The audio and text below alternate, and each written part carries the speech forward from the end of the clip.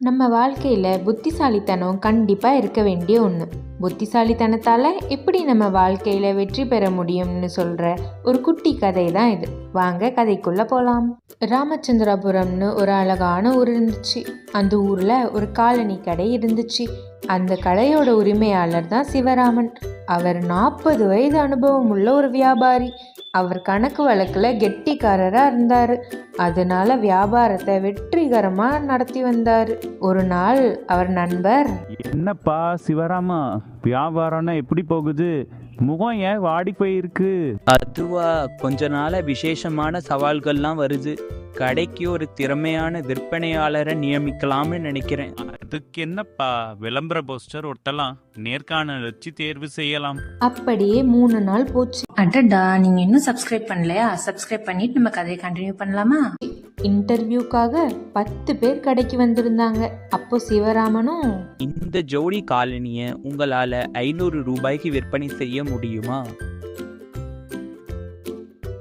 என்னப்பா, சிலர் தயக்கமா பதில் சொல்றாங்க, சிலர் குழப்பத்தோட இருக்காங்க, யாருமே உறுதியான பதில் சொல்லவே இல்லையே. இன்டர்வியூக்கு வந்த எல்லாரும் திரும்ப போயிட்டாங்க. சிவராமனும் கவலையோட இருந்தாரு. இன்னைக்கு நேர்காணலுக்கு வந்த எல்லாருமே இப்படி குழப்பத்தோட இருக்காங்களே, இவங்களை நம்பி எப்படி வேலைக்கு இருக்கிறது? அவங்க நம்பிக்கை இழந்து கொண்டிருந்த தருணத்துல விஷ்ணுன்னு ஒரு இளைஞன் கடைக்குள்ள வந்தான். அவன் நடுத்தர குடும்பத்தை சேர்ந்தவனா இருந்தான். எளிமையான உடைகள் போட்டிருந்தான். ஆனா அவன் கண்ணுல ஒரு தன்னம்பிக்கை தெரிஞ்சது. ஐயா, வேலைக்கு ஆள் தேவைன்னு விளம்பரம் பார்த்தேன். நேர்காணலுக்காக வந்திருக்கிறேன். இந்த காலனியை உன்னால 500 ரூபாய்க்கு விற்பனை பண்ண முடியுமா? விஷ்ணு சொன்ன பதிலை கேட்டு எல்லாரும் அதிர்ச்சி ஆயிட்டாங்க.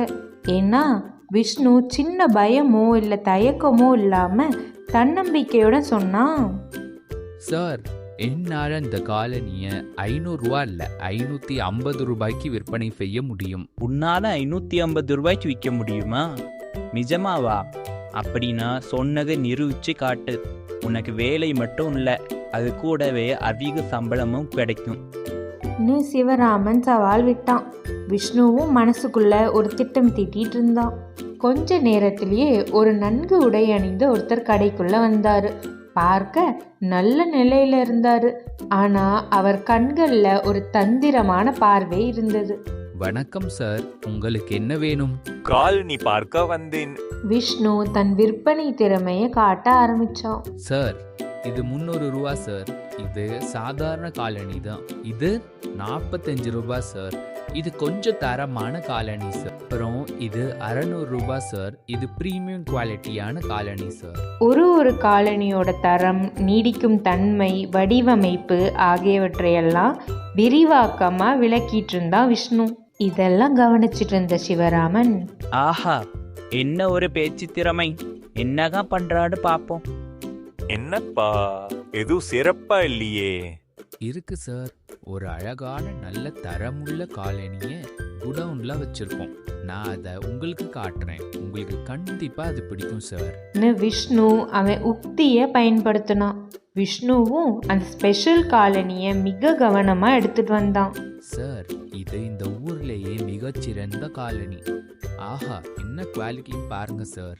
ஆமாப்பா, நல்லா இருக்குது. இது 2 ஜோடி மட்டும்தான் சார் இருக்குது. விலை 600 ரூபா. ஆனா கடைசி 2 ஜோடின்றனால 550 ரூபாய்க்கு தரேன். அவன் வார்த்தைகளால அந்த காலனி மிக ஸ்பெஷல்ன்ற உணர்வை உணர்த்தினான். ஆஹா, நல்ல திறமையான பையனா இருக்கும். இப்படிதான் வியாபாரம் பார்க்கணும். வாடிக்கையாளரும் கொஞ்சம் தயக்கத்தோட, காலனி நல்லா தான் இருக்கு, ஆனா கொஞ்சம் ஜாஸ்தி விலையோன்னு தோணுதுப்பா. சார், இந்த தரத்துல வேற எங்கேயுமே கிடைக்காது சார். ஆமா, பிடிச்சிருக்கு, ஆனா என்கிட்ட காசு கொஞ்சம் கம்மியா இருக்கு.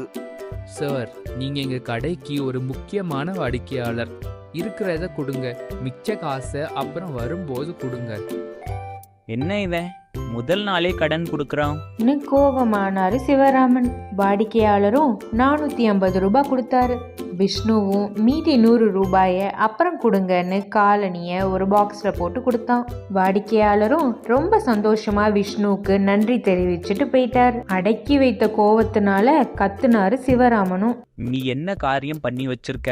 550 ரூபாய்க்கு விற்பேன்னு சொன்னேன், ஆனா 450 ரூபாய்க்கு கொடுத்துருக்க. உன்னால எனக்கு 50 ரூபாய் நஷ்டம். சார் கவலைப்படாதீங்க, அவர் கண்டிப்பா திரும்ப வருவாரு. எப்படி வருவான்? 100 ரூபாய் லாபம் கிடைச்ச அப்புறம் யாராவது திரும்ப வருவாங்களா? சிறு புன்னகையோட விஷ்ணு சொன்னா, சார் நான் அவருக்கு 2 செருப்புமே இடது கால்கானதை கொடுத்துருக்கேன். அவர் வந்து மிச்ச காசு கொடுத்து ஃபெரியான காலணியை வாங்கிட்டு போவாரு. சிவராமன் முகத்துல கோபம் மாறி ஆச்சரியமாகி இறுதியில சிரிப்பா மாறியது. 2 மணி நேரத்திலேயே வாடிக்கையாளரும் திரும்ப வந்தாரு. ஏய், என்னப்பா என்ன பார்த்தா முட்டாள் மாதிரி தெரியுதா? ஒரே காலுக்கான 2 செருப்பை கொடுத்துருக்க. ஐயோ சார், என்ன மன்னிச்சிடுங்க, நான் கவனிக்காம கொடுத்துட்டேன்.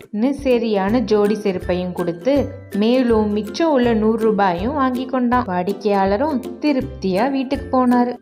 உன் புத்திசாலித்தனத்தால என் மனம் குளிர்ந்தது. உனக்கு வேலை நிச்சயம், கூடுதலான சம்பளமும் தரேன். அன்னைக்கு வேலை முடிஞ்சு வீட்டுக்கு போற வழியில, நான் உன் திறமையை பார்த்து சந்தோஷமாயிட்டேன்பா. நான் சிவராமனோட நெருங்கிய நண்பன். உன்னை சோதனை செய்ய தான் என்னை அனுப்பினார். விஷ்ணு திகச்சு போயிட்டான். தேங்க்யூ ஸோ மச் ஃபார் வாட்சிங். இந்த வீடியோ உங்களுக்கு பிடிச்சிருந்தா மறக்காம லைக் பண்ணிட்டு சப்ஸ்கிரைப் பண்ணிருங்க. அப்படியே அந்த பெல் ஐக்கனையும் கிளிக் பண்ணிட்டா நான் போஸ்ட் பண்ற வீடியோஸை நீங்க ரெகுலரா பார்க்கலாம்.